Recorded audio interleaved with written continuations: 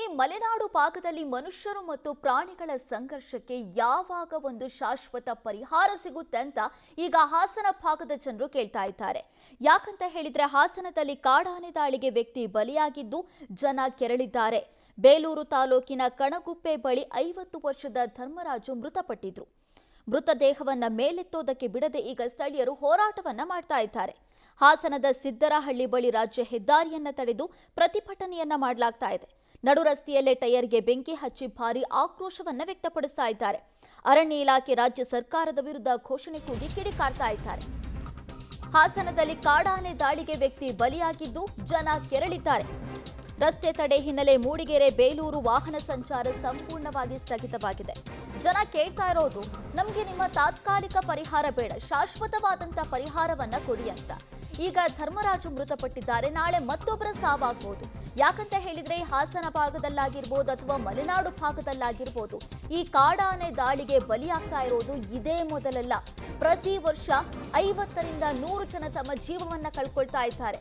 ಅದು ಶಿವಮೊಗ್ಗ ಭಾಗ ಆಗಿರ್ಬೋದು, ಚಿಕ್ಕಮಗಳೂರು ಭಾಗ ಆಗಿರ್ಬೋದು, ಹಾಸನ ಭಾಗದಲ್ಲಿ ಅತಿ ಹೆಚ್ಚು ಕಾಡಾನೆಗೆ ಜನ ಬಲಿಯಾಗ್ತಾ ಇದ್ದಾರೆ. ಹಾಗಾಗಿ ನಮಗೆ ಶಾಶ್ವತ ಪರಿಹಾರವನ್ನ ಕೊಡಬೇಕು, ನೀವು ಈ ಕಾಡಾನೆ ದಾಳಿಯಿಂದ ಮುಕ್ತಿ ಸಿಗುವಂತೆ ಮಾಡಬೇಕು ಅಂತ ರಾಜ್ಯ ಸರ್ಕಾರಕ್ಕೆ ಈಗ ಗ್ರಾಮಸ್ಥರು ಒತ್ತಾಯವನ್ನ ಮಾಡ್ತಿದ್ದಾರೆ.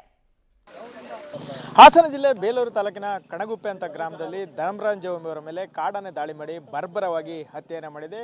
ಕಾಡಾನೆ ಹಾವಳಿಗೆ ಶಾಶ್ವತವಾದಂಥ ಒಂದು ಪರಿಹಾರವನ್ನು ರೂಪಿಸಬೇಕು ಅಂತೇಳಿ ಈಗ ಶವವನ್ನು ಮೇಲೆತ್ತಲು ಬಿಡದೆ ಸ್ಥಳೀಯರು ಹೋರಾಟವನ್ನು ಮಾಡ್ತಾರೆ. ನಾವು ದೃಶ್ಯದಲ್ಲಿ ಗಮನಿಸ್ಬೋದು. ಇದು ಏನು ಬೇಲೂರು ತಾಲೂಕಿನ ಕಣಗುಪ್ಪೆಗೆ ತೆರಳತಕ್ಕಂತಹ ಗ್ರಾಮದ ರಸ್ತೆ ಪಕ್ಕದಲ್ಲಿರ್ತಕ್ಕಂಥ ಒಂದು ಕಾಫಿ ತೋಟ. ಧರ್ಮರಾಜ್ರವರು ಬುಧವಾರ ಮಧ್ಯಾಹ್ನ ಮನೆಯಿಂದ ಬೇಲೂರಿಗೆ ಹೊರಟಿದ್ದಾರೆ. ಬೇಲೂರು ಪಟ್ಟಣದ ಕೆಲಸ ಕಾರ್ಯಗಳನ್ನು ಮುಗಿಸ್ಕೊಂಡು ಮನೆಗೆ ದಿನಸಿ ಸಾಮಗ್ರಿಗಳನ್ನು ತಗೊಂಡು ವಾಪಸ್ಸು ಸಿದ್ದರಹಳ್ಳಿ ಅನ್ನೋ ಗೇಟ್ನಲ್ಲಿ ಆಟೋದಲ್ಲಿ ಬಂದಿಳಿದ್ದಾರೆ. ಆ ನಂತರ ಅವರು ಸುಮಾರು 2 ಕಿಲೋಮೀಟರ್ ನಡೆದು ಹೋಗಬೇಕಾಗಿರುತ್ತೆ.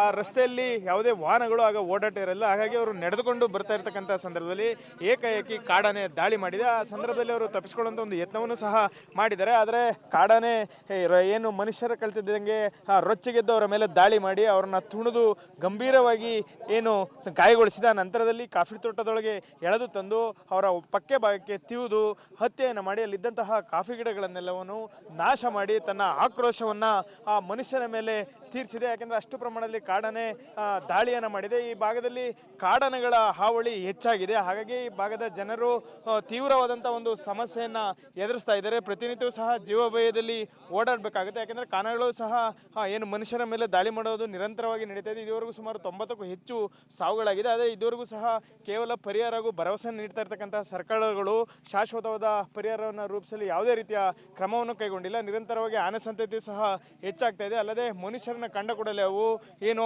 ಮನುಷ್ಯರ ಮೇಲೆ ದಾಳಿಯನ್ನು ಮಾಡ್ತಿದೆ. ಅವಕ್ಕೆ ಒಂದು ರೀತಿ ಮನುಷ್ಯನ ಕಂಡ್ರೆ ಭಯ, ಒಂದು ರೀತಿ ಸಿಟ್ಟು ಸಹ ಇರ್ತದೆ. ಹಾಗಾಗಿ ಕಾಡಾನೆ ಹಾಗೂ ಮಾನವನ ನಡುವಿನ ಸಂಘರ್ಷ ದಿನೇ ದಿನೇ ಹೆಚ್ಚುತ್ತಾ ಇದ್ರೂ ಸಹ ಆಳದಂತಹ ಸರ್ಕಾರಗಳು ಇದುವರೆಗೆ ಶಾಶ್ವತವಾದಂಥ ಒಂದು ಪರಿಹಾರವನ್ನು ರೂಪಿಸಿಲ್ಲ. ಈಗ ನೀವು ದೃಶ್ಯದಲ್ಲಿ ಗಮನಿಸ್ಬೋದು, ಏನು ಮೃತಪಟ್ಟ ಧರ್ಮರಾಜ್ ಅವರ ಸಹೋದರರಂತಹ ಗಣೇಶ್ ಅವರು ನಮ್ಮ ಜೊತೆ. ಸರ್ ಹೇಳಿ, ಎಷ್ಟೊತ್ತಿಗೆ ನಿಮ್ಮ ಬ್ರದರ್ ಹೊರಟರು, ಯಾವಾಗ ಈ ಘಟನೆ ಆಗಿದ್ದು? ಸರ್ ಇದು ಬುಧವಾರದಂದು 1:30 ಗಂಟೆಗೆ ಮನೆಯಿಂದ ಹೋದರು.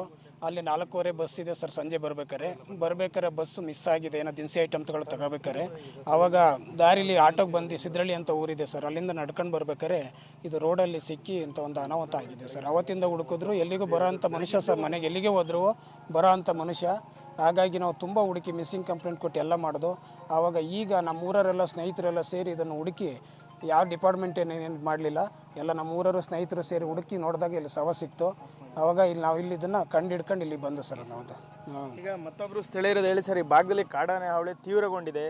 ಆಳದಂಥ ಸರ್ಕಾರಗಳು ಎಷ್ಟೇ ಒತ್ತಾಯ ಹೋರಾಟ ಮಾಡಿದ್ರು ಇದುವರೆಗೂ ಶಾಶ್ವತ ಪರಿಹಾರ ರೂಪಿಸಿಲ್ಲ. ಮುಂದೆ ನಿಮ್ಮ ಹೋರಾಟ ಯಾವ ರೀತಿ ಇರ್ತದೆ ಸರ್? ಇಲ್ಲಿ ತನಕ ಹೆಚ್ಚು ಕಮ್ಮಿ ಇವತ್ತು ಇದೇ ಊರಲ್ಲಿ ಸರ್ 4 ಸಾವಾಗಿದೆ.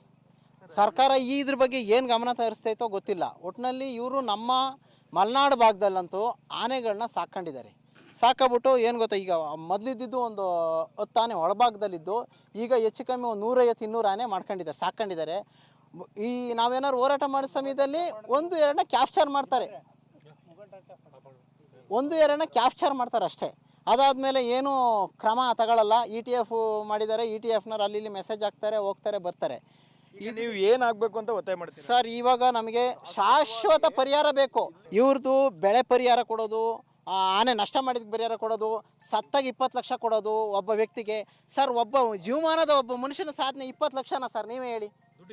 ದುಡ್ಡಿಗೆ ಬೆಲೆ ಇಲ್ಲ. ಒಬ್ಬ ಮನುಷ್ಯನಿಗೆ ಇವರು ಆ ಮನೆಗೆ ಆಧಾರ ಸ್ತಂಭ ಆ ಮನುಷ್ಯನಾಗಿರ್ತಾನೆ. ಅವನಿಗೆ ಇವರು ಸತ್ತ ತಕ್ಷಣ 20 ಲಕ್ಷ ತಂದು ಕೊಟ್ಬಿಟ್ಟು ಪರಿಹಾರ ಅಂತ ಕೊಟ್ಟಿದ್ದೀವಿ ಅಂತೇಳಿ ಹಣ ಎತ್ಕೊಂಡಾಗ PM ಮಾಡಿ ತಂದು ಮತ್ತೆ ಉಣ್ಕೇಳಿ ನೀವು ಎಲ್ಲರೂ ಅಂತೇಳಿ ಹೆಂಗ್ ಗೊತ್ತಾ, ಈ ಡಿಪಾರ್ಟ್ಮೆಂಟು ಆನೆಯಲ್ಲಿ ಸರ್ ಆನೆನ ಸಾಕಾಗ್ಬಿಟ್ಟು ರೈತನ ಕೊಂದು ಅವ್ರ ಮನೆ ಉಣ್ಕೇಳಿ ಅಂತ ಕೊಡ್ತಾ ಇದೆ. ಆ ಥರ ಆಗಿದೆ ಸರ್ ಈ ಸರ್ಕಾರದ ಏನು ನಿಯಮ. ಇಷ್ಟೆಲ್ಲ ಕಾನ್ಸ್ಟಿಟ್ಯೂಷನ್ ಸರ್ಕಾರ ಇದು ಬಂದು 75 ವರ್ಷದ ಮೇಲೆ ಆಯಿತು. ಯಾವುದೋ ಇಂಡಿಯನ್ದು ಸ್ವತಂತ್ರ ಸಿಕ್ಕಿ ಇವತ್ತು ಒಂದು ವ್ಯವಸ್ಥೆ ಇಲ್ಲ, ಏನಿಲ್ಲ. ಒಂದು ಆನೆ ಕಾರ್ಯಪಡೆಗಳು ನ್ಯಾಯವಾಗಿಲ್ಲ. ಆ ಕಾಡಲ್ಲೊಂದು ನೀಟಾದ ಮರಗಳನ್ನ ಸಹ ಹಾಕಿಲ್ಲ ಇವರು, ಹಣ್ಣಿನ ಮರಗಳನ್ನ ಹಾಕಿಲ್ಲ. ಆನೆಗಳು ಅಂದರೆ ಆ ಎತ್ತಿನೊಳೆ ಬಂದ್ಬಿಡ್ತು, ಇಷ್ಟ ಜಾಟಿವು ಅವು ಇವು ಬರೀ ಕಥೆ ಹೇಳ್ತಾರೆ ಸರ್. ಇದು ಏನು ಸ್ಥಳೀಯರ ಒಂದು ಆಕ್ರೋಶವಿದೆ. ಯಾಕೆಂದರೆ ಸತತವಾಗಿ ಕಾಡಾನೆ ಸಮಸ್ಯೆ ನಿರಂತರವಾಗಿ ಕಾಣ್ತಾ ಇದೆ. ಸಾಕಷ್ಟು ಜನರು ಪ್ರಾಣವನ್ನು ಕಳೆದುಕೊಂಡಿದೆ. ಇದೇ ಗ್ರಾಮದಲ್ಲಿ 4 ಸಾವನ್ನಪ್ಪಿದ್ರು ಸಹ ಇದುವರೆಗೂ ಆಳದಂಥ ಸರ್ಕಾರಗಳು ಶಾಶ್ವತ ಪರಿಹಾರ ಕಂಡುಹಿಡಿಯಲು ಸಂಪೂರ್ಣವಾಗಿ ವಿಫಲವಾಗಿದೆ. ಆದ್ದರಿಂದ ಈ ಸಾವಿನ ಮೂಲಕವೇ ಕಾಡಾನೆ ಸಮಸ್ಯೆಗೆ ಶಾಶ್ವತವಾದಂಥ ಪರಿಹಾರವನ್ನು ಒದಗಿಸಬೇಕು. ಅಲ್ಲಿವರೆಗೂ ಸಹ ನಾವು ನಿರಂತರವಾಗಿ ಹೋರಾಟವನ್ನು ಮಾಡ್ತೀವಿ. ಅಲ್ಲದೆ ಸ್ಥಳಕ್ಕೆ ಜಿಲ್ಲಾ ಉಸ್ತುವಾರಿ ಸಚಿವರು ಸಹ ಆಗಮಿಸಬೇಕು. ಅಲ್ಲಿವರೆಗೂ ಸಹ ನಾವು ಮೃತದೇಹವನ್ನು ಮೇಲೆತ್ತಲು ಬಿಡಲ್ಲ ಅಂತ ಹೇಳಿ ಒತ್ತಾಯವನ್ನು ಮಾಡ್ತಾರೆ. ಕ್ಯಾಮ್ರಾ ಪರ್ಸನ್ ನಾಗರಾಜ್ ಜೊತೆ ಶಶಿಧರ್ BC ಪಬ್ಲಿಕ್ ಟಿವಿ